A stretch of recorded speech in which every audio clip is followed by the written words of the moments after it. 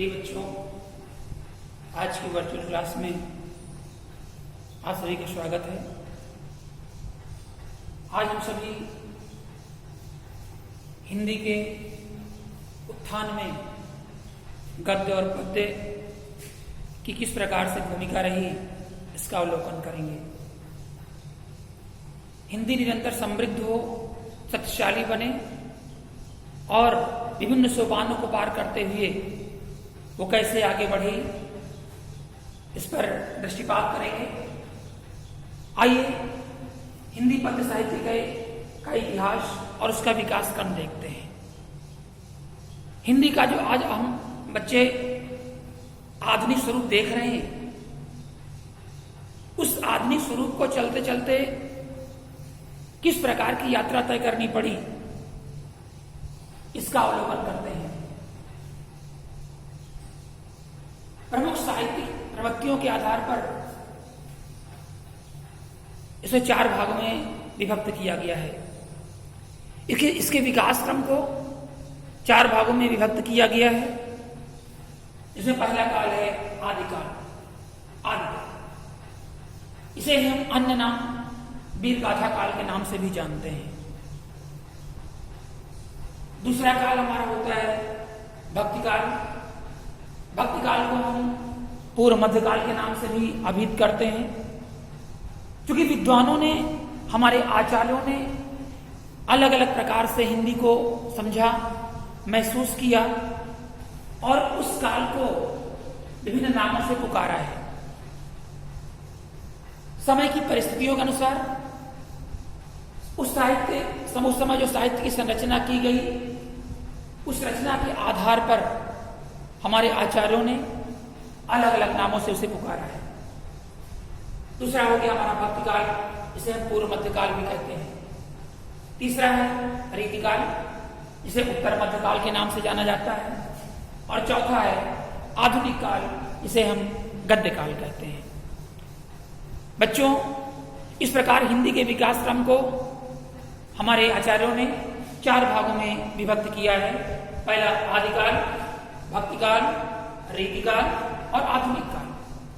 अब इसकी समय सीमा का प्रश्न उठता है। विभिन्न आचार्यों ने विभिन्न मतों के अनुसार इस साहित्य की प्रवृत्तियों के आधार पर अपने आप को देखा और अध्ययन करके पाया कि इसमें सभी आचार्य एक मत नहीं रहे, अलग अलग मत रहे, अलग अलग स्थितियां रही। क्योंकि हमारा जो आदिकाल है, जो प्रारंभिक काल है, उसकी समय सीमा सन 769 से 1343 ईस्वी तक मानी जाती है। जो हमारा वीर गाथा काल माना गया पहला काल है, उसकी 769 से 1343 ईस्वी तक समय सीमा मानी गई। दूसरा हमारा भक्तिकाल है, इसकी समय सीमा 1343 ईस्वी से 1643 ईस्वी तक मानी गई। तीसरा हमारा रीतिकाल है, इसकी समय सीमा 1643 ईस्वी से 1843 ईस्वी तक मानी गई। और चौथा हमारा है आधुनिक काल, जिसे हम गद्य काल के नाम से भी जानते हैं। इसकी समय सीमा 1843 से आज तक मानी गई।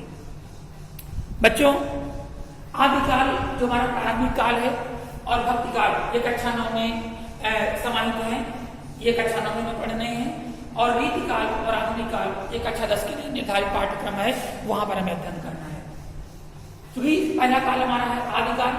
हमारे आचार्यों ने विभिन्न कालों की दृष्टि से, विभिन्न रचनाओं की दृष्टि से इसको देखा और इसे अपने अपने अनुसार इसको परिभाषित किया है।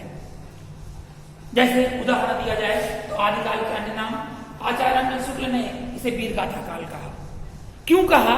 क्योंकि इस काल में राजाओं का, राजपूतों का भारत के छोटे छोटे टुकड़ों के रूप में भारत के छोटे छोटे राज्यों पर उनका अधिकार था।